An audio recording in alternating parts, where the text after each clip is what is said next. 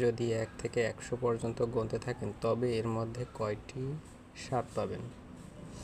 এটি আমরা খুব সহজেই মনে রাখতে পারি। এর জন্য আমাদের একটি সূত্র মনে রাখতে হবে। 1 থেকে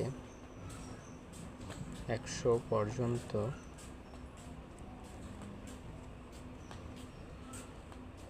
এক আছে 21টি।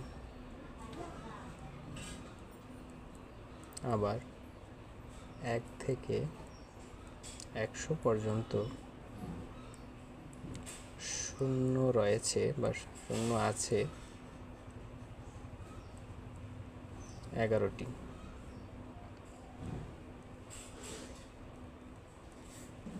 এবং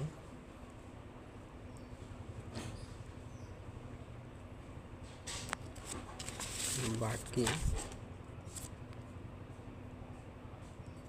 সব সংখ্যা রয়েছে 20টি করে। সুতরাং এই 3টি লেখা মনে রাখলেই আমরা উপরের অঙ্কটির উত্তর করতে পারব।